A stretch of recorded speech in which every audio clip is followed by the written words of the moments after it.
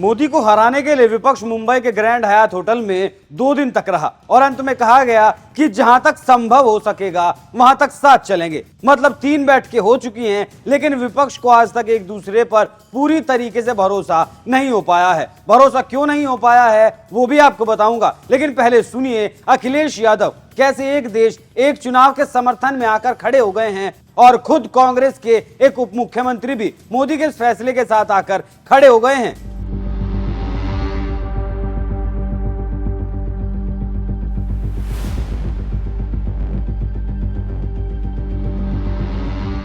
नमस्कार, NMF news देख रहे हैं आप। मैं हूं आपके साथ अभिषेक पुंडीर। मोदी सरकार ने जैसी 5 दिनों के विशेष सत्र की घोषणा की, वैसे ही विपक्षी पार्टियों में हड़कंप मच गया। विपक्ष अपने मुद्दों को छोड़कर, उन्हें भूलकर एक देश एक चुनाव पर चर्चा करने में जुट गया और कहने लगा कि ऐसा होना संभव ही नहीं है। और कुछ नेताओं का तो ये भी कहना है कि यह संविधान के खिलाफ है। और चौथी बात यह है कि जो मीडिया में ये सवाल उठ रहा है कि क्या 1 नेशन 1 इलेक्शन होगा, ये नहीं हो सकता है। ये भारत के संविधान के खिलाफ होगा, क्योंकि फेडरलिज्म भारत के संविधान के बेसिक स्ट्रक्चर का हिस्सा है।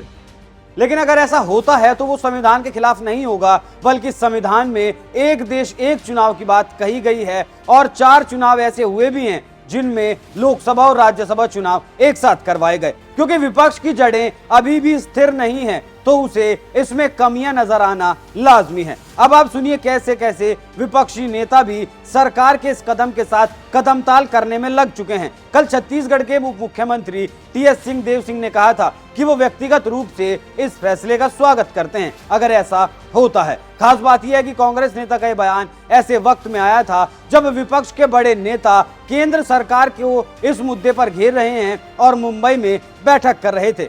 खबरों के मुताबिक सिंहदेव सिंह ने कहा, व्यक्तिगत रूप से मैं एक देश एक चुनाव का स्वागत करता हूं। ये नया नहीं, पुराना आइडिया है। और अब अखिलेश यादव भी सरकार का समर्थन करते हुए दिखाई दे रहे हैं। भले ही वो सरकार पर तंज कस रहे हैं। अखिलेश यादव का क्या कहना है वो भी सुनिए। आज चेहरे का नहीं है। सबसे खुशी की बात यह कि सब लोग साथ आ गए और साथ आकर के जब इतने अलग अलग विचारधारा के लोग साथ आए हैं तो मैं समझता हूँ नाम भी आ जाएगा बहुत जल्दी। इलेक्शन पे क्या कहना चाहिए? ये 1 नेशन 1 इलेक्शन अगर यूपी में हो जाए इलेक्शन, देखिए ये केवल इंडिया मीट जो हो रही थी उसको डिस्ट्रैक्ट करने के लिए बोला गया है। और अगर आपको याद होगा पिछली बार भी जब मीटिंग हुई थी तो उन्होंने अलग से मीटिंग की थी। ये 1 नेशन 1 इलेक्शन केवल धोखा देना है। और अगर 1 इलेक्शन हो जाए पूरे देश में तो हमसे ज्यादा कौन खुश होगा? यूपी में क्या करेंगे वो लोग? अगर लोकसभा के साथ यूपी भी कर दें तो इससे अच्छा और क्या हो सकता है? अखिलेश यादव का कहना है कि ये सिर्फ गठबंधन को डिस्ट्रैक्ट करने के लिए ऐसा कोई प्लान बनाया गया है। 1 नेशन 1 इलेक्शन सिर्फ धोखा देना है। ये सिर्फ इंडिया गठबंधन की बैठक से ध्यान भटकाने के लिए किया गया है। पिछली बार भी उन्होंने अपनी बैठक की थी। इस बैठक का मतलब तब था जब बेंगलुरु में विपक्ष जुटा था और दिल्ली में एनडीए ने भी अपनी बैठक की थी जिसमें 38 दलों के साथ होने की बात कही गई थी। ये एक राष्ट्र एक चुनाव सिर्फ धोखा देने के लिए है, ऐसा अखिलेश यादव का कहना है। अगर पूरे देश में एक चुनाव हो जाए तो हमसे ज्यादा खुश कौन होगा? अगर लोकसभा के साथ यूपी विधानसभा का चुनाव भी कर दें तो इससे अच्छा और क्या ही हो सकता है। भले ही अखिलेश यादव आज तंज भरे लहजे में इस बात को कह रहे हों, लेकिन वो पिछले लोकसभा चुनाव के दौरान भी एक देश एक चुनाव का समर्थन कर चुके हैं। और सिर्फ अखिलेश यादव ही क्यों, नीतीश कुमार जो इस गठबंधन के अगुवा नेता माने जाते हैं वो भी पिछले लोकसभा चुनाव के दौरान मतलब 2019 में एक देश एक चुनाव पर अपना समर्थन देने की बात कह चुके हैं। लेकिन अब मोदी विरोध में इस कदर धस चुके हैं कि अब देश की कोई सुध ही नहीं है। मोदी सरकार ने बुलाया विशेष सत्र। आपको बता दें कि केंद्र सरकार ने 18 से 22 सितंबर के दौरान संसद का विशेष सत्र बुलाया है। केंद्र सरकार इस दौरान कई महत्वपूर्ण विधेयक पेश करने की तैयारी कर रही है। खबरों के मुताबिक ऐसा कहा जा रहा है, जिसमें 1 नेशन 1 इलेक्शन भी शामिल है। यूनिफॉर्म सिविल कोड के मुद्दे पर भी इसमें चर्चा की जा सकती है। और मॉनसून सत्र के दौरान जो भारतीय दंड संहिता को भारतीय न्याय संहिता करने का जो विचार रखा गया था उस पर भी इस संसद में विचार किया जा सकता है। इसी बीच एक कमेटी का गठन किया गया है जो एक देश एक चुनाव के मुद्दे पर विचार करेगी और उसकी अध्यक्षता करेंगे पूर्व राष्ट्रपति रामनाथ कोविंद। वहीं यूपी के मुख्यमंत्री योगी आदित्यनाथ ने भी वन नेशन वन इलेक्शन को लेकर केंद्र सरकार की कमेटी गठित करने पर खुशी जाहिर की है। उन्होंने वन नेशन वन इलेक्शन की प्रक्रिया को एक अभिनव पहल करार देते हुए आज की आवश्यकता बताया है। सुनिए क्या कहा है यूपी के सीएम योगी आदित्यनाथ ने। यह एक अभिनंदनीय प्रयास है। हमें प्रसन्नता है जानकर के कि वन नेशन वन इलेक्शन के लिए जो कमेटी बनी है इसके अध्यक्ष पूर्व राष्ट्रपति माननीय श्री रामनाथ कोविंद जी को की अध्यक्षता में बनी है। इस अभिनव पहल के लिए मैं देश की सबसे बड़ी आबादी के राज्य उत्तर प्रदेश की जनता की ओर से आदरणीय प्रधानमंत्री जी का हृदय से आभार व्यक्त करता हूं।